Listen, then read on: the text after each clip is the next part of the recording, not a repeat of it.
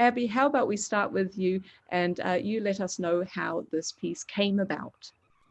I imagined a piece that would help bring some history and culture to life, and wouldn't purely just be about Christmas, but would be really welcoming of other cultures, and would help all of us get to know these other cultures. And then it made perfect sense to bring Alexis into this. We've known each other since 2003, and we've written opera together and another work for narrator and Baroque orchestra. So it's a very nice fit with Alexis, and from there, really, Alexis took it and filled out the story. It's always such a pleasure working with Abigail. I have to say that it's a delight, and it's always wonderful when I hear from you, Abigail. There's always a surprise in whatever communication. And so this was such a wonderful opportunity. I also grew up on Peter and the Wolf, which is, remains one of my favorite works of all time. So I have that in my head. I saw the hockey sweater in Toronto. It was just marvelous. So I had in my mind, like, Abigail and I have the same references in mind. And then also I'm Jewish, so I've grown up knowing about Christmas, being very close to Christmas, but also having my own traditions. So already just having this comparison of Hanukkah and Christmas, I know about light and light in the darkness. So we very quickly came to this imagery together, and the way that we work is I come up with ideas, and Abigail and I chat, and I go away and develop some ideas, and because of the way the piece is orchestrated, there are musical references. So we also discuss those to make sure that the text introduces them, and that there's clarity, and so it was just so wonderful. And I also have to say that I infused it with also some personal elements. The two characters who are the narrators, there's Pops and Mila. But Mila could also be Milo, which is the name of my beloved nephew and godson. And Pops is what he calls my father. So the characterizations were inspired by two very beloved and dear people.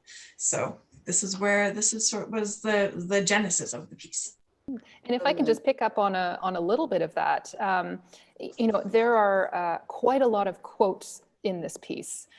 So you can imagine, different Christmas carols, but they really tie into the text. So when we're talking about, why are Christmas trees used with Christmas, then we get a little bit of O Tannenbaum. So there are these little snippets. So it's partially an arrangement, partially a collage. Sometimes these carols are really woven into the music as well, and sometimes they're by themselves. And then when we go into other traditions, it uses music from that tradition as well. So it's really a bit of a tour across different holiday traditions from around the world.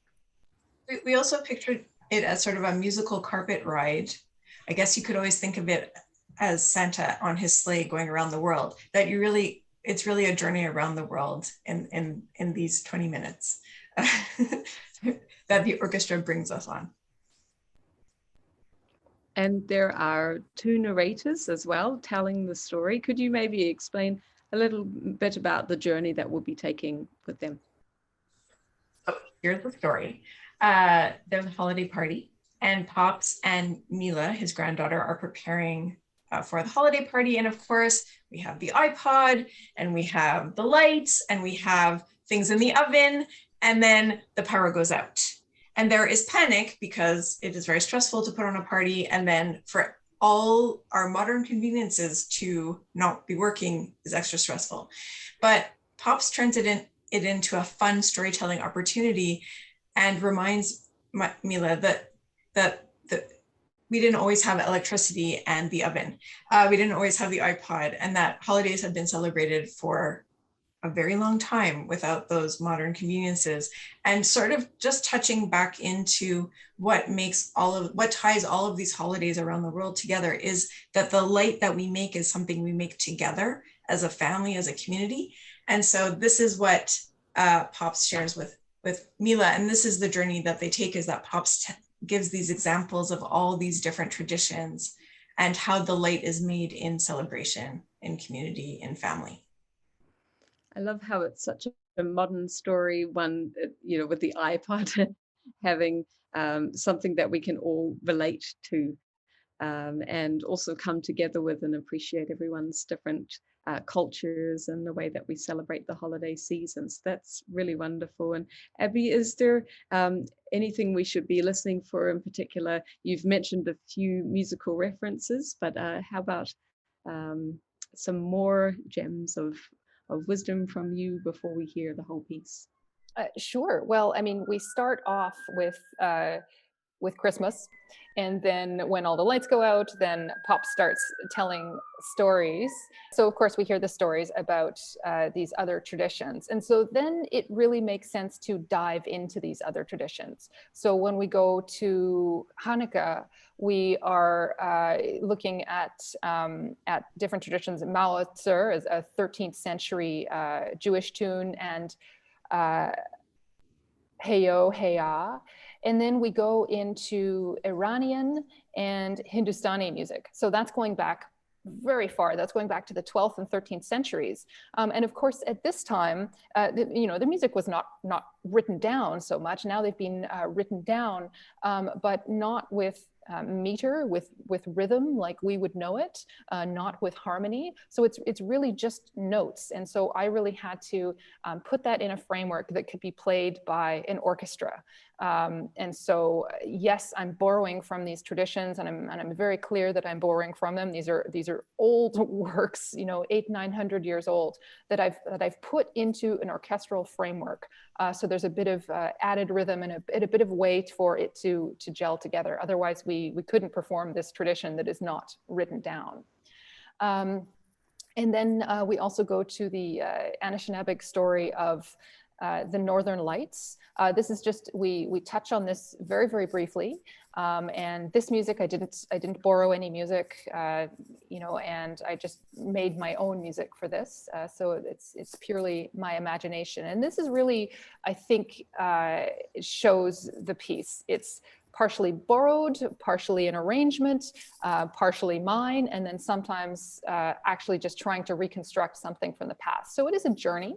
And we also then at this point hear the legends behind these cultures and the history behind it. So it really makes sense musically, I think, to go back in time with the legends.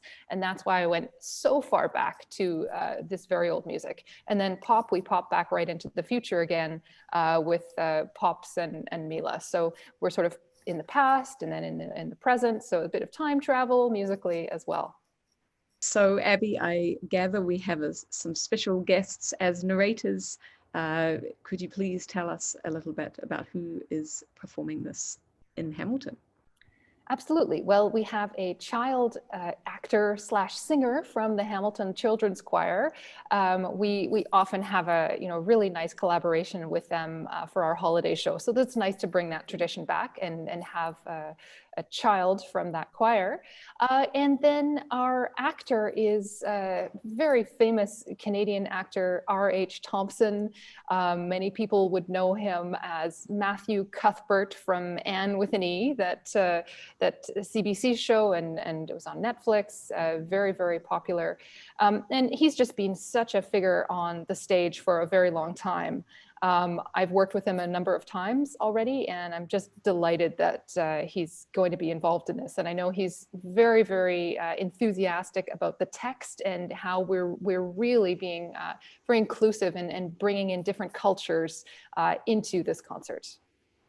That is so exciting. Oh, it sounds like a wonderful piece for the whole family to enjoy. Thank you so much, Abby and Alexis, for joining us today to chat about this incredible new work. I know everyone is going to love it so much.